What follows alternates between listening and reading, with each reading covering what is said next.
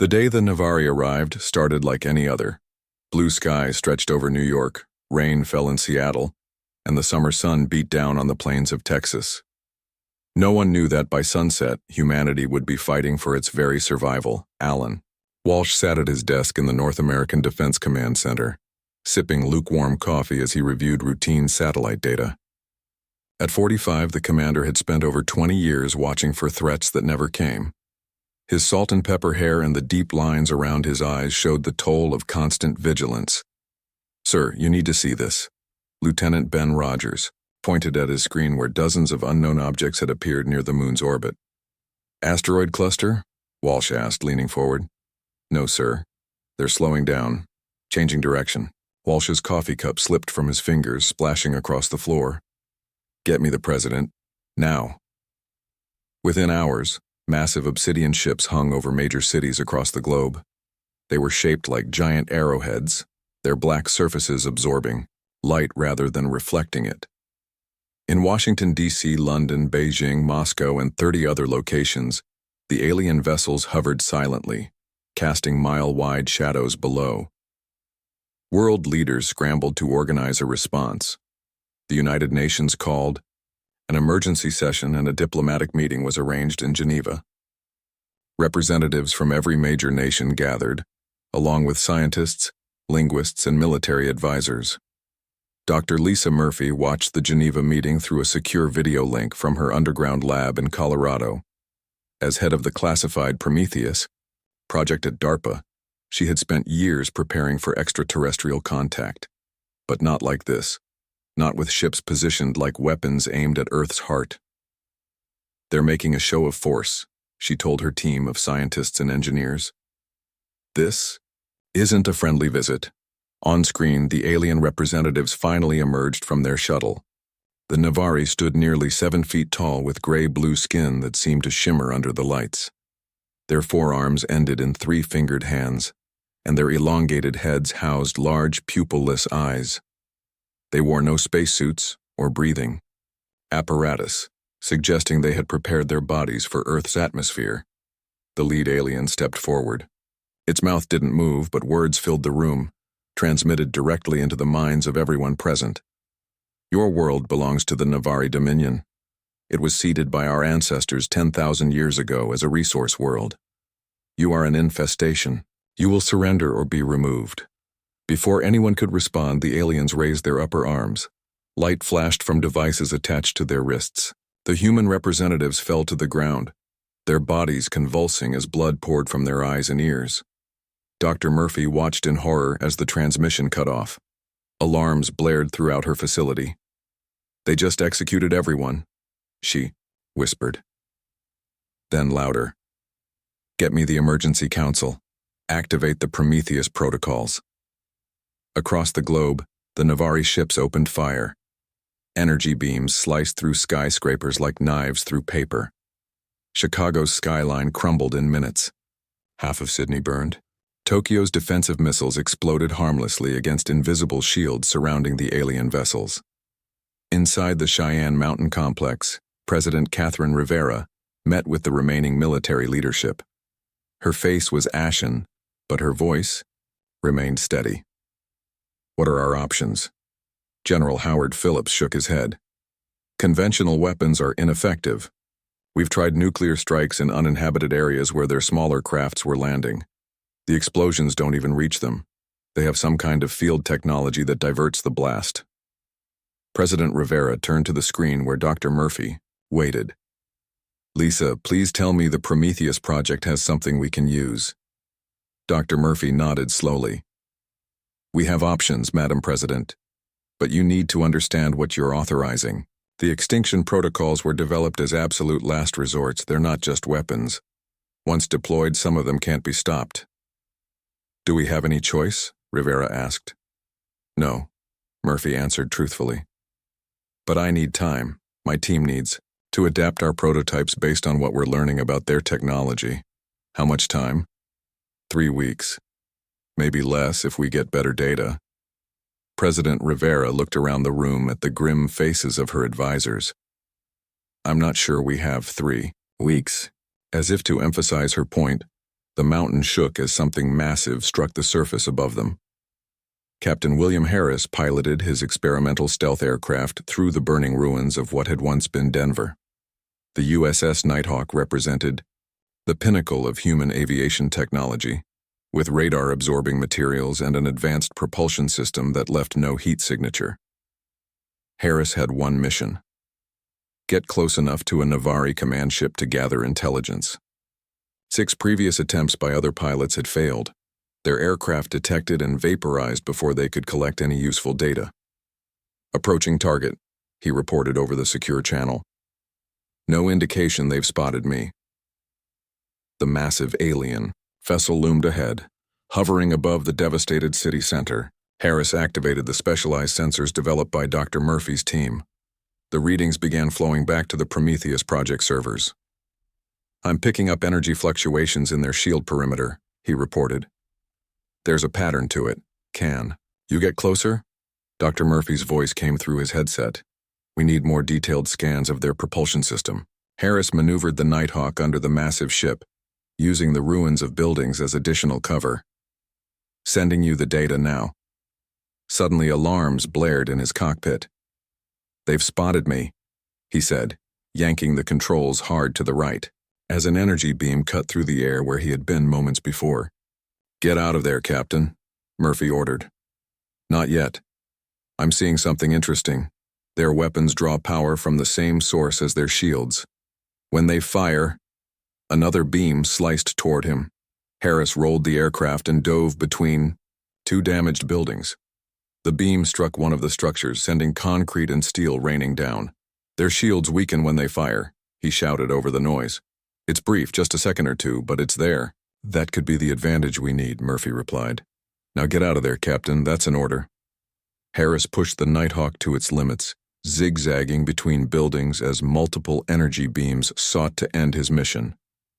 When he cleared the city limits, he pushed the aircraft into a steep climb, using the clouds as cover.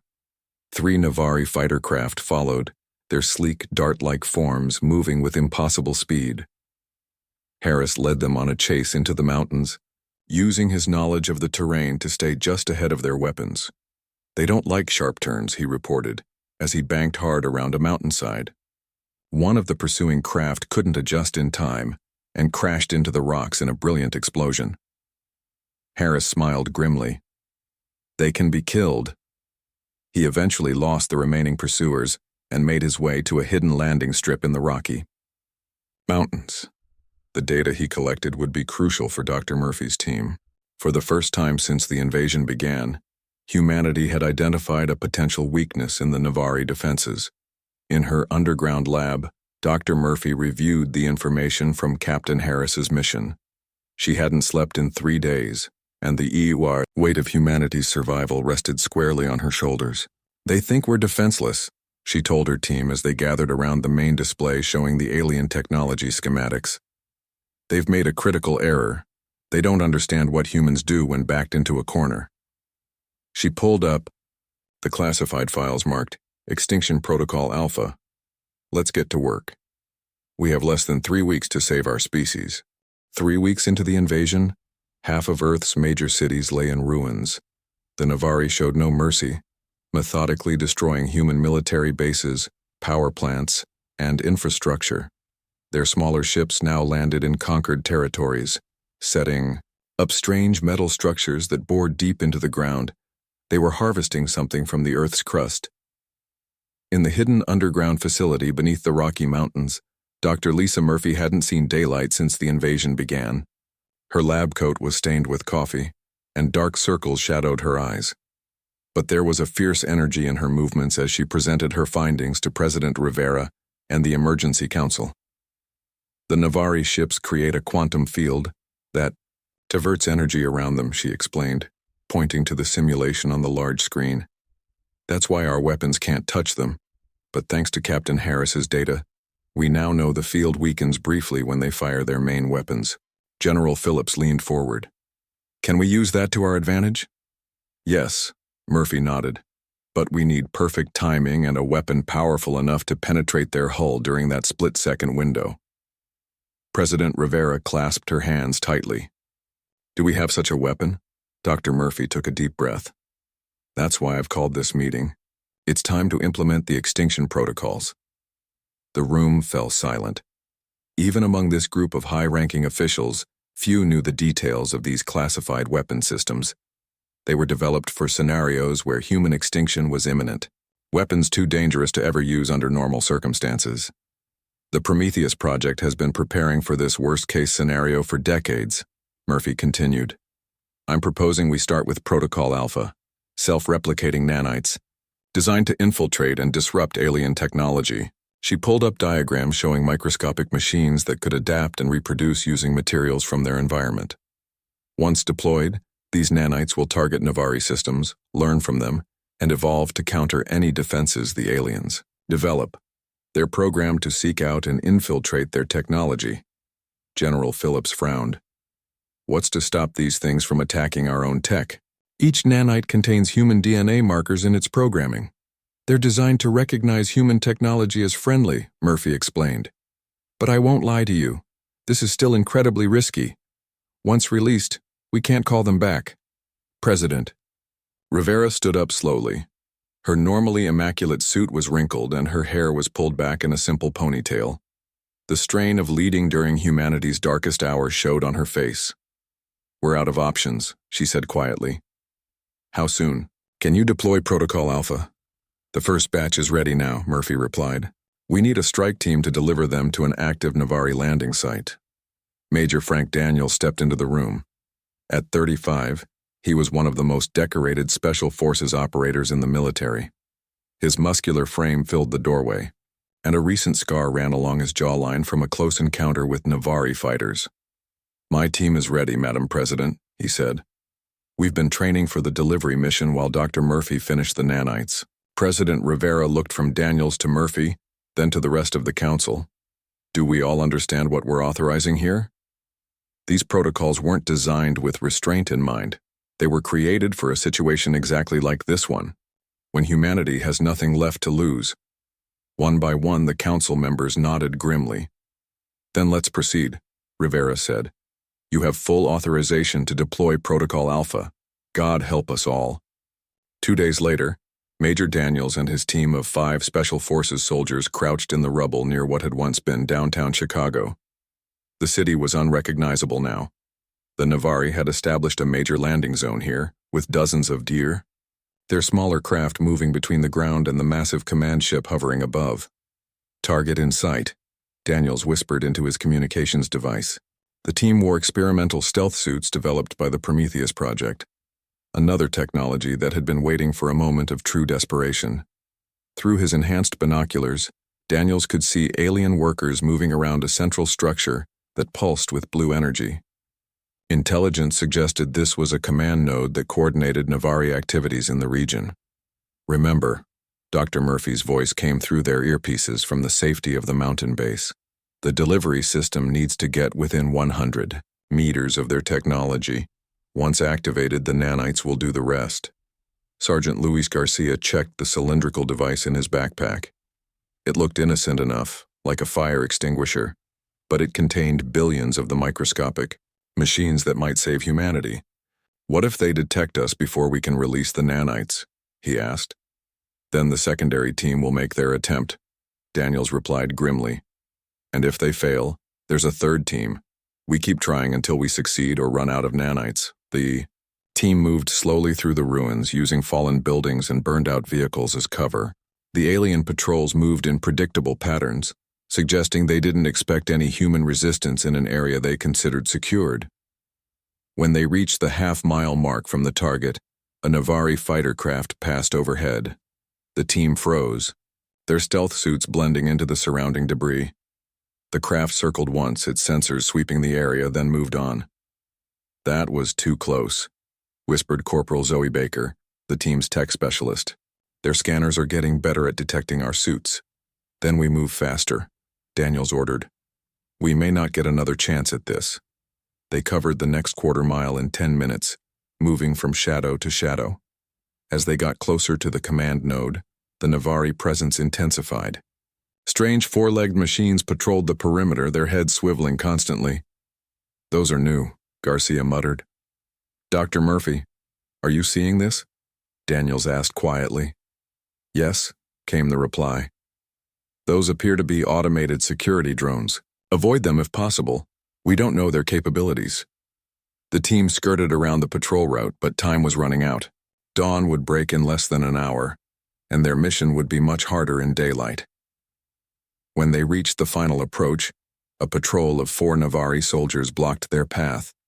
There was no way around without adding hours to their mission. Take them out, Daniels decided. Silently. The team moved like shadows. Years of training and the advanced suits made them nearly invisible until they struck. The aliens were stronger than humans, but they weren't expecting an attack in their secure zone.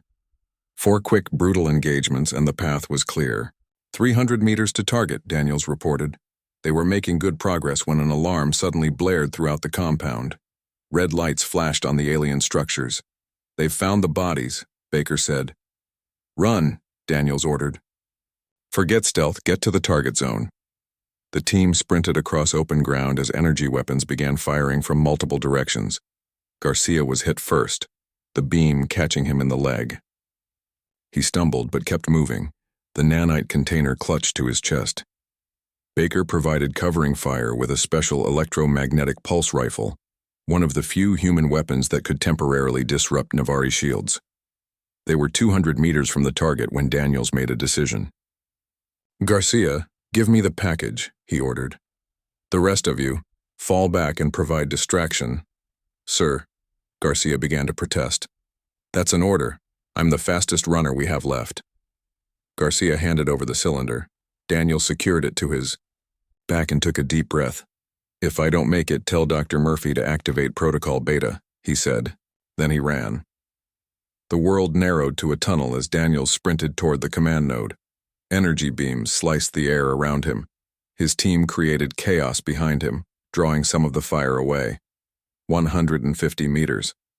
A beam grazed his shoulder, burning through the suit and searing his skin. He didn't slow down. 100 meters. He was inside the deployment radius now. Daniels activated the container. Nothing visible happened, but he knew billions of nanites were now flowing out, spreading into the air around him. Package deployed, he shouted into his comm. Get out of there, Major, Dr. Murphy's voice replied. Daniels turned to retreat, but 3 Navari soldiers blocked his path. There was nowhere to run. Protocol Alpha is active, he reported calmly. Mission accomplished. The last thing he saw was a flash of blue light. Back in the mountain facility, Dr. Murphy watched the monitors with bated breath. Major Daniels' life signs had flatlined, but the nanites were already spreading through the Chicago Navari base. Now we wait, she told President Rivera. If this works, we'll see effects within 24 hours. Rivera placed a hand on Murphy's shoulder. How many more protocols are there if this one fails? Murphy's expression was grim. 5 more, each more aggressive than the last. And the final one? Protocol Omega? Murphy turned to face the president, directly. If we reach Protocol Omega, Madam President, we're no longer just fighting to survive. We're making sure the Navari wish they never found Earth. 6 months after the Navari invasion began, the war had changed in ways no one could have predicted. Protocol Alpha had worked better than even Dr. Murphy had dared to hope. The nanites infiltrated Navari systems, learned their technology, and began to adapt faster than the aliens could develop countermeasures. Admiral Peter Collins stood on the bridge of the USS Liberty, a submarine that had been converted into humanity's mobile command center. The vessel stayed constantly moving beneath the South Pacific, one of the few safe zones remaining on Earth. At 58, Collins had spent his entire adult life in the Navy, commanding nuclear submarines during peacetime. Now he led what remained of Earth's united military forces against an enemy from the stars. Report, he ordered as the morning briefing began. Commander Olivia Garcia, the head of field intelligence, stepped forward. Her right arm ended in a metal prosthetic, the result of a close encounter with Navari troops 3 months earlier. The nanites have successfully compromised 60% of Navari ground tech, she reported. Their landing sites in North America and Europe are showing significant failures. Their drones are malfunctioning, and their communication networks suffer increasing disruptions. Collins nodded. And their ships? The command vessels remain largely unaffected, Garcia admitted. They appear to use a different technology system that the nanites haven't yet learned to infiltrate. That's about to change, Dr. Murphy's voice came from the video screen. She looked healthier than she had months ago, some of the strain easing as her work began showing results. We're ready to deploy protocols Lambda and Sigma. Collins raised an eyebrow. Both at once? The nanites have given us enough data on Navari tech to finalize both protocols, Murphy explained. Lambda targets their propulsion systems. Sigma attacks their weapons. Together they could neutralize the command ships. What exactly are these protocols? Garcia asked. She had only recently been cleared for this level of information. Murphy pulled up schematics on the shared screen. Quantum entangled devices. Once activated, they can bypass Navari shields entirely by appearing directly inside their vessels through quantum tunneling. Collins whistled softly. You're telling me we can teleport bombs onto their ships? Not exactly bombs, Murphy corrected. More like digital viruses in physical form. They'll rewrite the ship's systems from the inside, but we need to get them close enough to establish the quantum link. Collins studied the tactical map. The Navari command ship over what used to be London hasn't moved in weeks. That's our target. I'll coordinate with Captain Harris, Garcia offered. His fleet of modified aircraft has the best chance of getting close enough. Collins nodded. Make it happen. It's time we showed these aliens that humanity isn't finished yet. Captain William Harris had changed over the past 6 months. The once clean-cut pilot now sported a beard and a network of scars along the left side of his face. His eyes had taken on a hardened quality that came from seeing too much death. He led a squadron of 12 aircraft, each retrofitted with salvaged Navari technology. The USS Nighthawk, his original stealth plane, had been upgraded so many times it barely resembled its former self. Its hull now incorporated alien metals, and its weapon systems were hybrids of human and Navari design.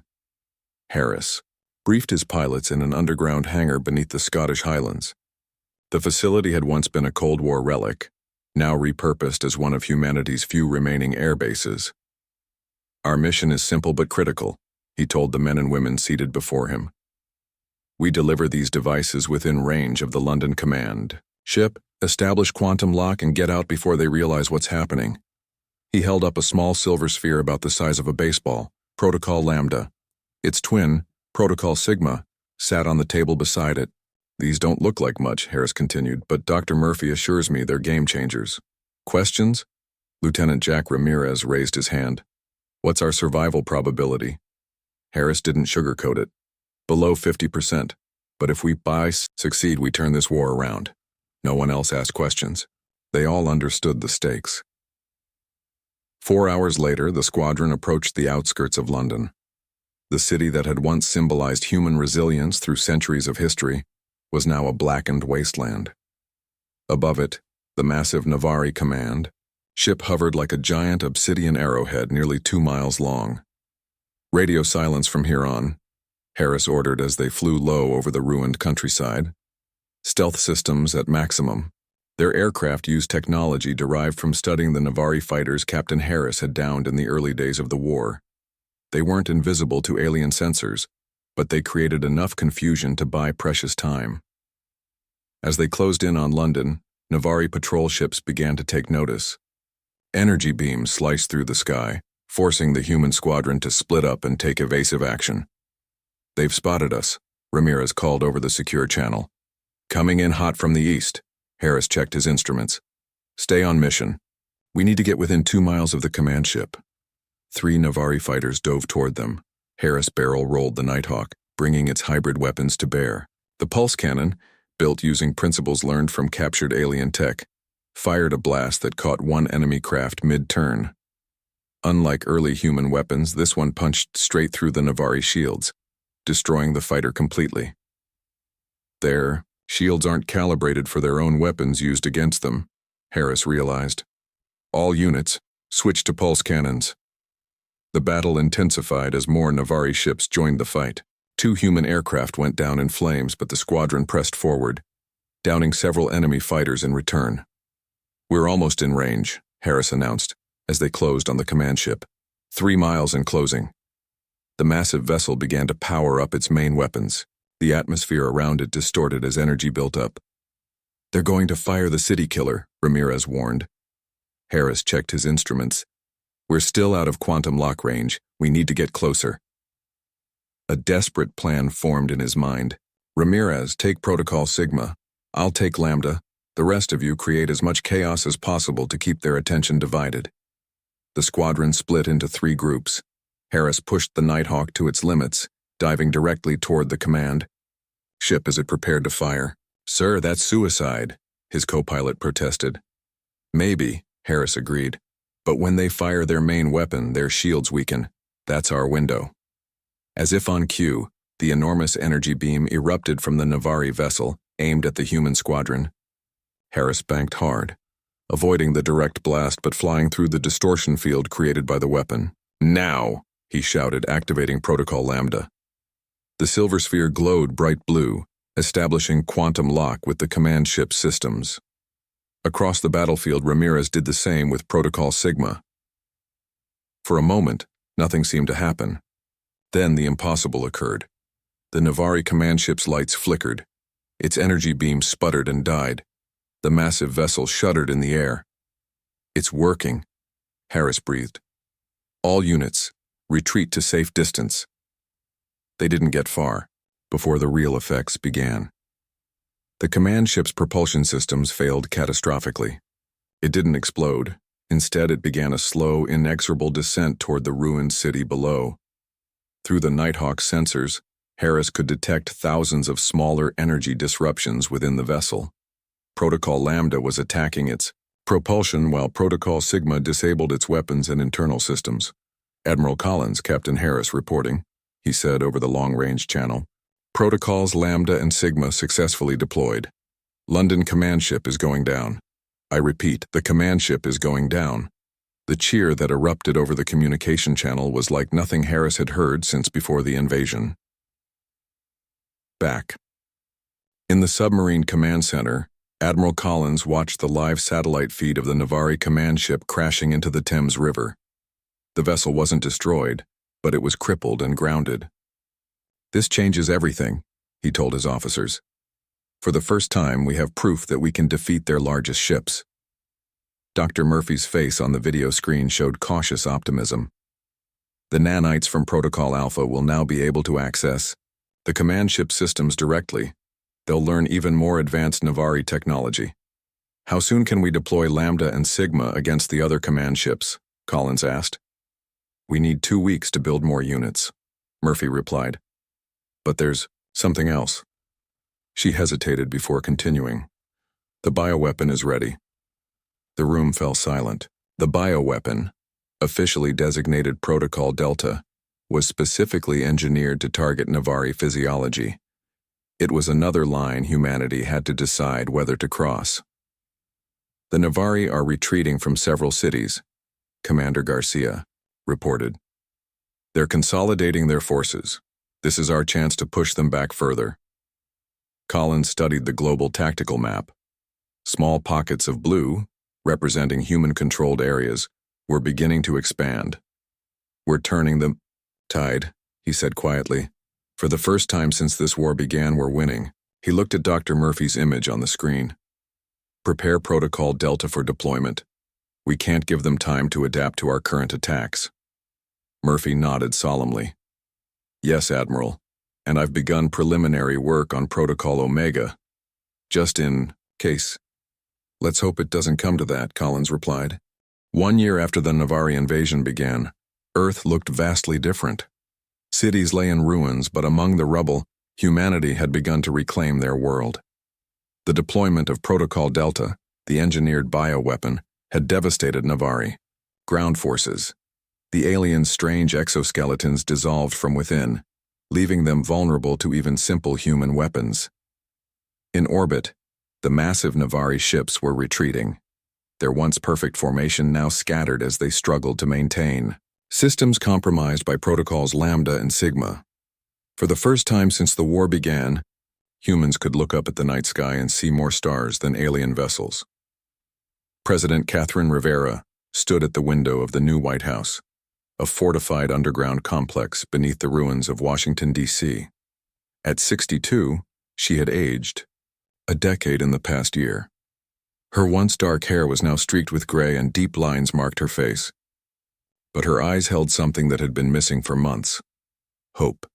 Admiral Collins entered the room, his uniform crisp despite the world falling apart around them. Madam President, the Allied Earth Command is assembled for the briefing. Rivera nodded and followed him to the conference room where military leaders from around the world waited. Some attended in person, others via secure video links from hidden command centers across the globe. Dr. Lisa Murphy stood at the head of the table. Her Prometheus project had grown from a small team of scientists to a network of researchers working around the clock to develop and improve humanity's defenses. The success of the Extinction protocols had made her perhaps the most important person on the planet. The Navari are in full retreat, Murphy began without preamble. Our nanite swarms have infected approximately 85% of their remaining technology on Earth. Protocols Lambda and Sigma have disabled or grounded 60% of their command ships. Protocol Delta has reduced their ground forces by over 70%. A cheer went up around the table. For the first time, victory seemed possible. However, Murphy continued, silencing the room, we've detected a new development. She pulled up a holographic display showing the solar system. Red dots indicated Navari ship positions, most now moving away from Earth. Long-range sensors show unusual quantum disturbances at the edge of our solar system, she explained. Based on our analysis of Navari communication systems, we believe they're signaling for reinforcements. The brief celebration ended abruptly. How much time do we have? Admiral Collins asked. Best estimate? 3 to 6 months before a new fleet arrives, Murphy answered. And we have to assume they'll come prepared for our current protocols. President Rivera stood up slowly. What are our options? Murphy took a deep breath. There's only one way to ensure humanity's survival: Protocol Omega. A murmur ran through the room. Even among this group, few knew the full details of the final protocol. Protocol Omega uses the quantum pathways established by the retreating Navari ships, Murphy explained. It would deploy a more advanced version of our nanites directly to their homeworld and colony systems. You're talking about taking the war to them, General Maria Santos said from the Brazilian command center. Attacking their civilization, not just their invasion force. Yes, Murphy confirmed. The nanites would spread through their worlds, targeting their technology and infrastructure. They would evolve faster than the Navari could develop countermeasures. Admiral Collins frowned. This isn't just about winning a war anymore. This is about eradicating an entire species. They made their choice when they tried to eradicate ours, Murphy responded, her voice hard. We've seen no indication that the Navari are interested in peace. Their communication signals show they're regrouping, not retreating permanently. President Rivera looked around the table. I want everyone's opinion. This goes beyond military strategy.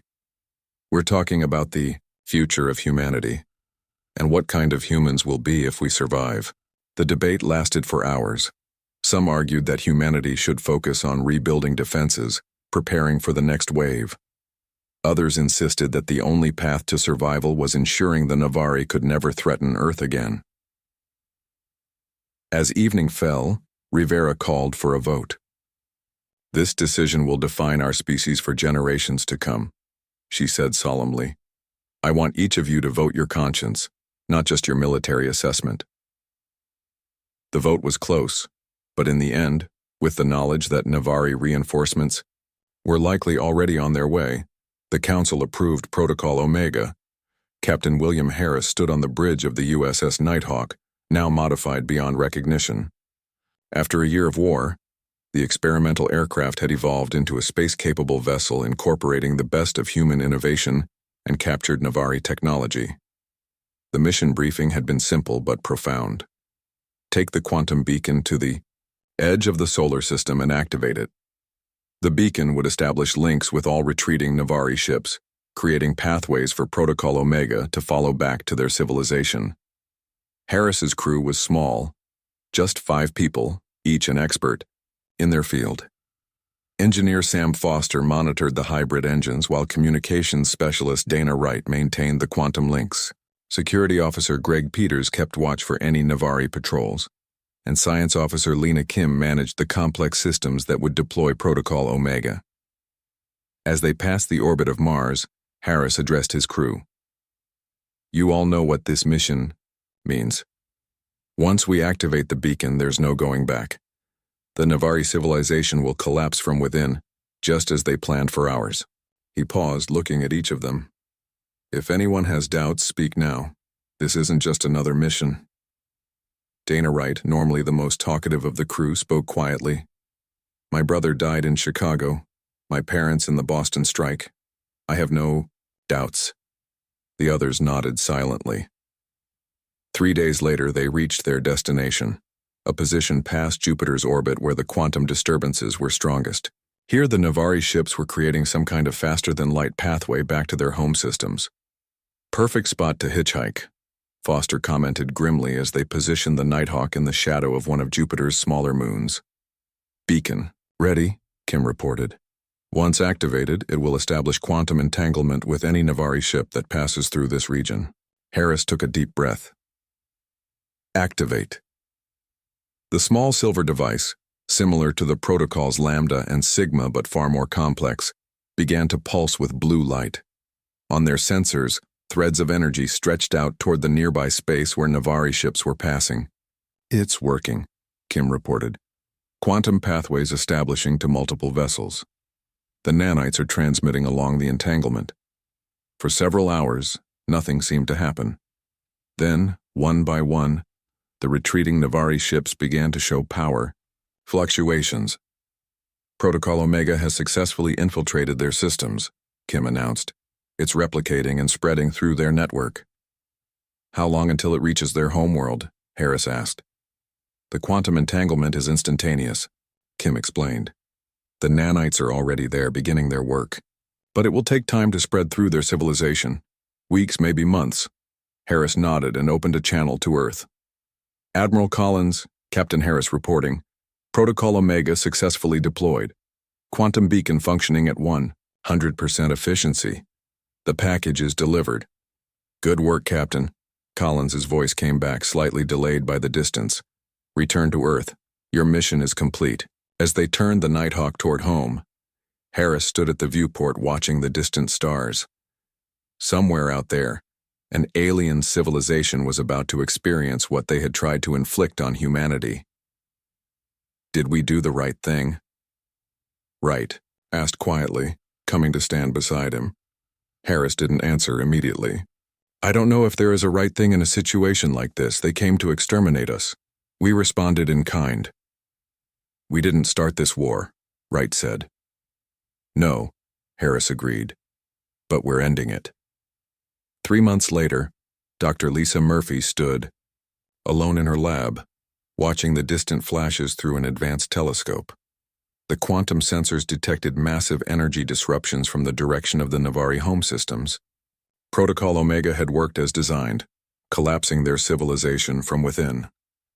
The door opened behind her, and President Rivera entered quietly. "It's done then?" the president asked. Murphy nodded. "Yes, the Navari threat has been neutralized." "Completely." Rivera sighed heavily. "We should feel triumphant." "But we don't," Murphy finished the thought. "No." Rivera looked at the display showing the distant devastation. "We did what we had to do for survival, but the cost was our innocence," Murphy said softly. "We've shown the universe what happens when humanity is backed into a corner. They brought war. We answered with extinction." Rivera placed a hand on Murphy's shoulder. "History will judge us, Lisa. But thanks to you, there will be humans alive to write that history." Outside the lab, Earth was beginning to heal. Cities were being rebuilt, fields replanted, Children were once again playing in the sunshine without fear of death from above, but humanity had changed. As they looked to the stars, they did so with new wariness and new resolve. They had survived their first contact with an alien civilization. They had proven themselves more adaptable, more innovative, and ultimately more ruthless than anyone could have imagined.